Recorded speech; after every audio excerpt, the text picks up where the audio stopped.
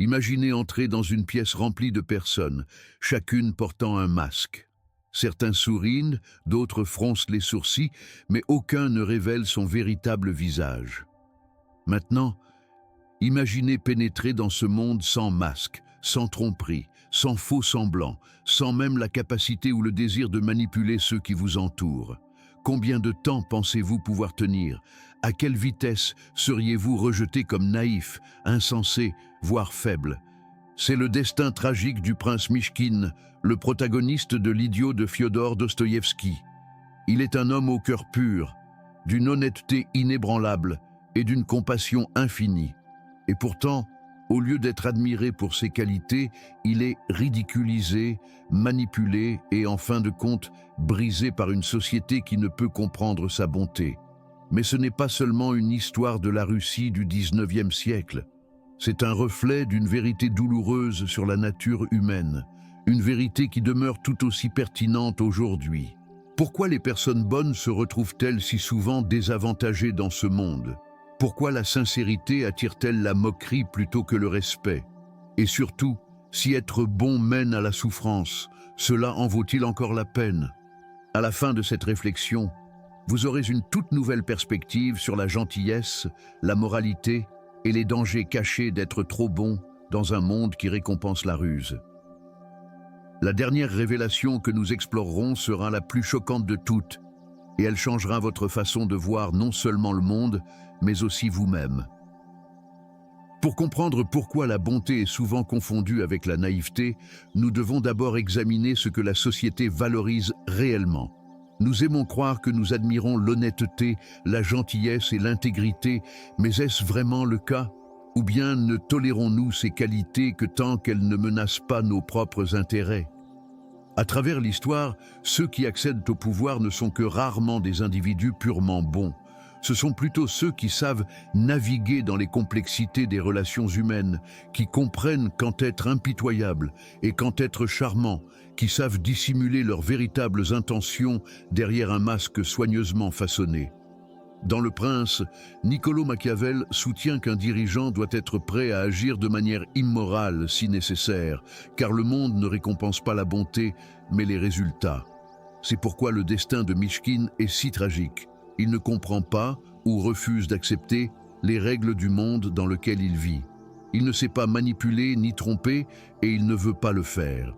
C'est précisément pour cette raison qu'il est perçu comme un idiot, non pas parce qu'il manque d'intelligence, mais parce que sa bonté le rend vulnérable dans une société fondée sur la compétition et l'intérêt personnel. Réfléchissez à la façon dont cela s'applique au monde réel. Combien de fois voyons-nous des personnes réellement bienveillantes et honnêtes être exploitées? Combien d'histoires entendons-nous sur des individus au grand cœur trahis par ceux en qui ils avaient confiance? Combien de fois nous sommes-nous sentis nous-mêmes idiots d'avoir cru au meilleur chez les autres seulement pour être déçus? Cela ne signifie pas que le monde est entièrement corrompu, mais il est indéniable qu'un certain niveau de ruse est souvent nécessaire pour survivre. Même ceux qui se considèrent comme de bonnes personnes doivent parfois faire des compromis avec leurs valeurs pour se protéger. Et pourtant, malgré tout cela, nous continuons à inspirer à des figures comme Mishkin, des êtres véritablement et inébranlablement bons. Mais voici ce qui rend la chose encore plus fascinante. Dostoïevski ne présente pas Mishkin comme un simple martyr. Il ne fait pas que souffrir. Il met aussi au défi ceux qui l'entourent, d'une manière qu'ils ne comprennent pas entièrement. Sa bonté, loin d'être passive, agit comme un miroir, forçant les autres à affronter leurs propres défauts. C'est cela qui les met mal à l'aise en sa présence. Il ne les juge pas, et pourtant, son existence même expose leur hypocrisie. Sa sincérité met en lumière leur duplicité. Sa bienveillance rend leur égoïsme encore plus évident. Et ainsi, au lieu d'être accepté, il est rejeté. Cela nous amène à une question fondamentale. Est-ce Mishkin qui est le véritable idiot ou bien est-ce le monde qui a perdu son chemin? En poursuivant cette analyse, nous plongerons plus profondément dans ce paradoxe et explorerons ce que signifie réellement être bon dans un monde qui semble ne pas valoriser la bonté. Et à la fin, nous dévoilerons la vérité ultime sur la gentillesse, une vérité qui pourrait bien changer à jamais votre regard sur la vie. Ce qui rend l'histoire de Mishkin si tragique, ce n'est pas seulement la souffrance qu'il endure, mais la façon dont il est perçu par les autres. Il ne se voit pas comme un idiot. Il croit en l'amour, en l'honnêteté, en la bonté de la nature humaine. Et pourtant, plus il tente d'apporter de la lumière dans la vie des autres, plus il le voit comme un étranger, un être qui ne trouve pas sa place dans leur monde. Mais pourquoi? Pourquoi la véritable bonté suscite-t-elle si souvent de l'inconfort? Pour répondre à cette question, nous devons examiner la manière dont les êtres humains interagissent entre eux. Les relations humaines, qu'elles soient personnelles ou sociétales, reposent sur un équilibre délicat de pouvoir. Même dans les interactions les plus anodines, une négociation tacite se déroule sous la surface. Les gens mesurent soigneusement leurs mots, choisissent leurs actions de manière stratégique et ajustent leur comportement en fonction de ce qu'ils attendent en retour. C'est un monde de manipulation subtile, où même la gentillesse est souvent accordée avec une attente implicite de réciprocité. Mais Mishkin ne joue pas à ce jeu. Il donne sans attendre quoi que ce soit en retour. Il parle avec une honnêteté totale, sans calculer comment ses paroles seront reçues. Il pardonne sans nourrir de ressentiment, même lorsque d'autres le trahissent à plusieurs reprises. Dans un monde où tout le monde porte un masque, il est complètement sans défense, et c'est précisément pour cette raison que les gens ne lui font pas confiance.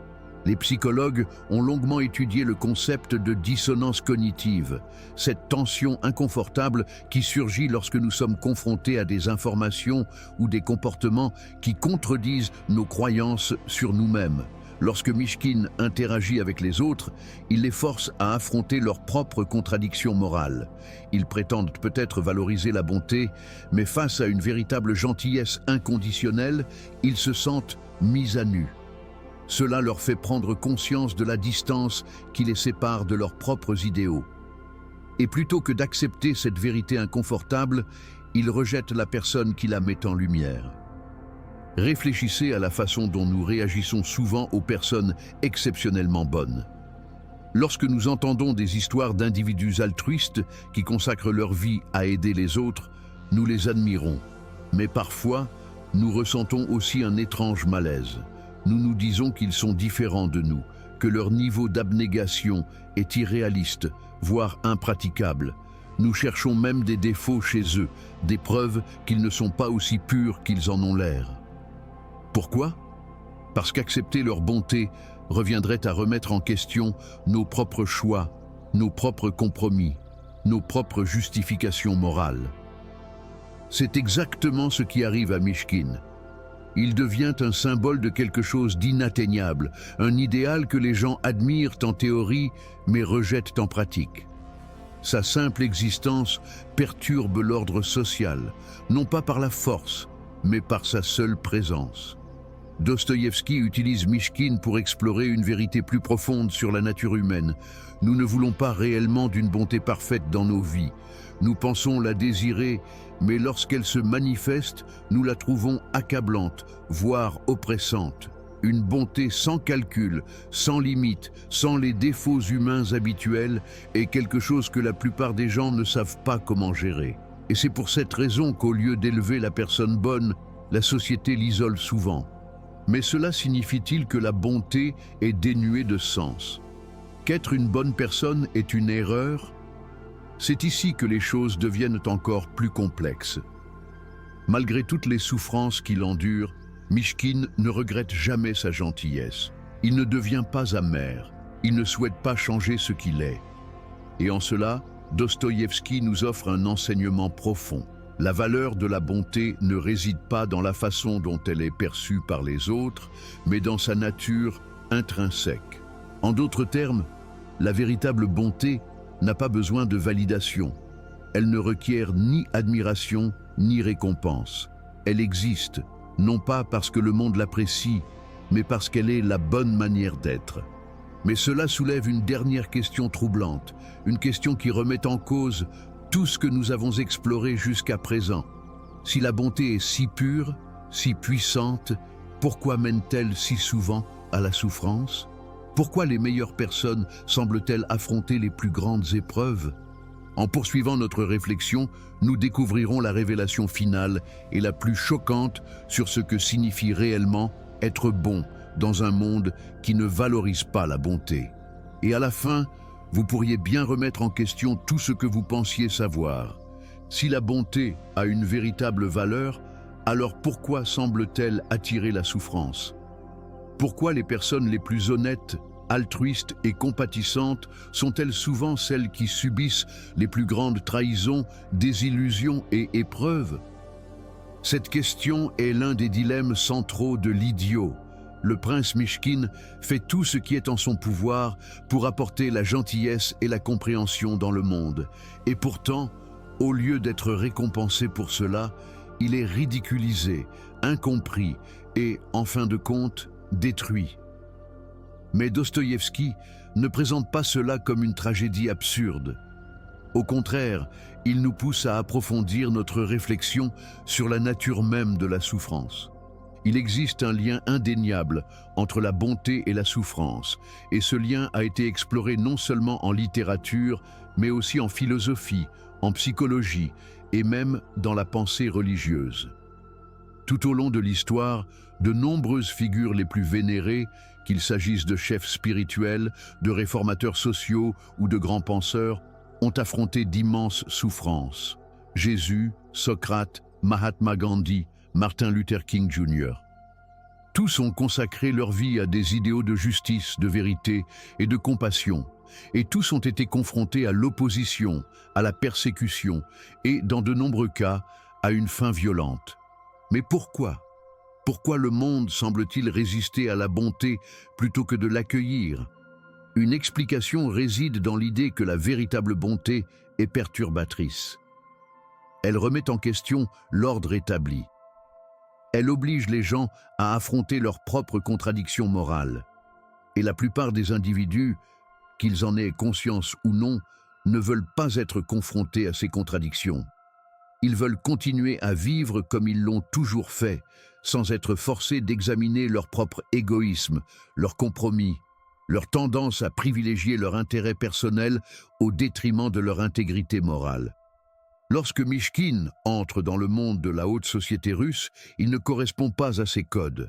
Ceux qui l'entourent fonctionnent dans un système de motivation cachée, de relations stratégiques et de manœuvres constantes pour le pouvoir et le statut. Mishkin ne participe à rien de tout cela, et pour cette raison, il devient une anomalie, quelque chose que l'on ne peut ni expliquer ni catégoriser. Et que fait-on des anomalies? Soit elles sont absorbées dans le système et forcées de se conformer, soit elles sont rejetées. Mishkin, refusant de changer, est finalement exclu. Cela nous amène à un point crucial. Si la souffrance est souvent le destin des âmes véritablement bonnes, alors quel est le but d'être bon? Est-ce que cela en vaut la peine? La réponse de Dostoïevski est complexe. Il n'offre pas de solution facile, ni ne suggère que la bonté sera finalement récompensée dans un sens matériel. Au lieu de cela, il propose une idée à la fois troublante et profondément libératrice. La valeur de la bonté ne dépend pas de la façon dont le monde y réagit. Autrement dit, la bonté ne se mesure pas au résultat. Elle ne consiste pas à être louée, aimée ou même compris. Elle n'a rien à voir avec le succès, la reconnaissance ou les récompenses extérieures. La véritable bonté existe pour elle-même. Elle a de la valeur simplement parce qu'elle est bonne. Cette idée est profondément dérangeante, car elle va à l'encontre de tout ce à quoi nous sommes conditionnés à croire. On nous apprend à chercher la validation, à mesurer nos actions en fonction de leurs résultats, à espérer équité et justice en retour de nos efforts. Mais la véritable bonté ne fonctionne pas selon ces principes. Elle n'est pas transactionnelle. Elle ne demande pas « qu'est-ce que j'y gagne en retour ?» Elle existe tout simplement. Et pourtant, il y a ici un paradoxe. Si la bonté existe pour elle-même, indépendamment des récompenses, a-t-elle un véritable pouvoir? Si elle ne change pas le monde qui l'entoure, si elle ne mène ni au succès ni à l'influence, alors quel est son but? C'est la question ultime et la plus difficile que nous devons explorer. car bien que Mishkin souffre, il laisse aussi une empreinte indéniable sur ceux qu'il rencontre. Même ceux qui le rejettent ne peuvent l'oublier. Même ceux qui se moquent de lui sont, d'une certaine manière, transformés par leur rencontre avec lui. Cela suggère que, bien que la bonté ne triomphe pas toujours de manière conventionnelle, elle possède un pouvoir plus profond, plus subtil et plus durable qu'on ne le croit au premier abord. Mais quel est exactement ce pouvoir et comment façonne-t-il le monde d'une manière que nous ne voyons pas immédiatement?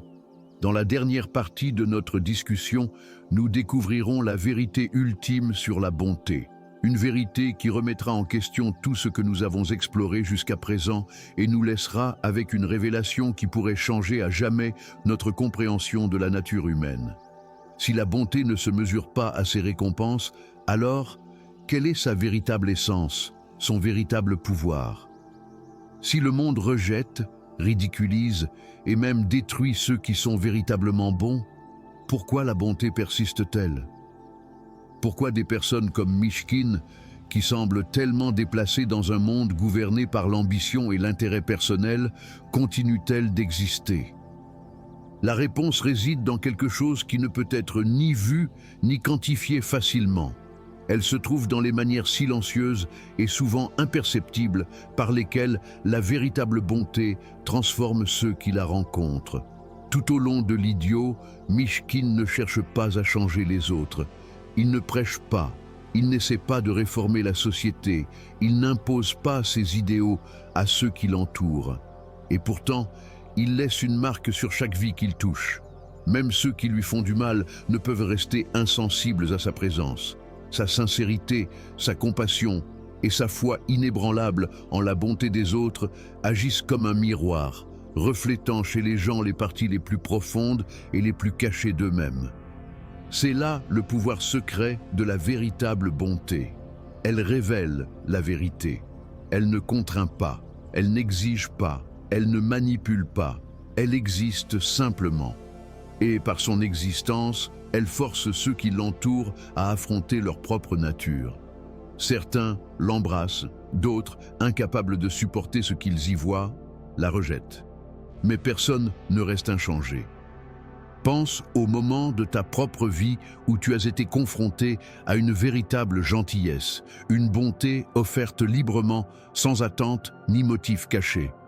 Peut-être était-ce un geste minuscule, quelque chose d'apparemment insignifiant, mais cela n'est-il pas resté en toi? Cela ne t'a-t-il pas, ne serait-ce qu'un instant, amené à reconsidérer tes propres actions, tes croyances, ta façon d'être? C'est pourquoi la bonté, bien que souvent perçue comme une faiblesse, est en réalité l'une des forces les plus puissantes qui existent. Elle ne cherche pas à contrôler, et pourtant elle influence. Elle ne combat pas, et pourtant elle transforme. Elle n'exige rien, et pourtant elle inspire. Et pourtant, ce pouvoir a un prix. Dostoïevski comprenait que dans un monde fondé sur l'intérêt personnel et la survie, ceux qui incarnent la pure bonté souffriront souvent. Ils seront incompris, ils seront exploités, ils auront parfois l'impression de ne pas appartenir à ce monde. Mais ils comprenaient aussi quelque chose d'encore plus profond. La souffrance des justes n'est pas vaine, ce n'est pas une preuve d'échec. Au contraire, c'est la preuve qu'ils sont restés fidèles à eux-mêmes dans un monde qui tente constamment de les corrompre. Dans les dernières pages de l'idiot, le destin de Mishkin est scellé. Il est brisé par la cruauté et la complexité du monde qui l'entoure. Mais cela signifie-t-il pour autant qu'il était réellement un idiot, ou bien était-il, en fin de compte, le seul à voir la réalité telle qu'elle est? Dostoïevski ne nous donne pas de réponse simple, car il n'y a pas de réponse simple. À la place, il nous laisse avec une question que chacun doit résoudre pour soi-même. Vaut-il mieux être avisé des rouages du monde, se protéger, jouer le jeu, ou vaut-il mieux rester fidèle à ses idéaux, même au prix de la souffrance? C'est un choix que chaque personne doit affronter à un moment de sa vie, et la réponse n'est ni facile ni tranchée. Mais peut-être que la véritable mesure d'une vie bien vécue ne réside pas dans ce que nous avons gagné, mais dans la lumière que nous avons apportée au monde, aussi infime soit-elle, aussi invisible soit-elle aux yeux des autres. Et ainsi, la révélation finale est celle-ci. La bonté n'existe pas pour être récompensée, ni pour triompher, ni pour éviter la douleur. Son importance ne réside pas dans la reconnaissance du monde, mais dans le fait qu'elle est la juste manière d'être. Et à la fin, que le monde te considère comme un fou ou un saint, que tu sois rappelé ou oublié, que ta gentillesse soit appréciée ou rejetée, ce qui compte le plus, c'est que tu sois resté fidèle à toi-même. Parce que dans un monde où la tromperie et l'intérêt personnel dominent souvent, choisir d'être bon envers et contre tout est le choix le plus puissant de tous. Merci d'avoir regardé.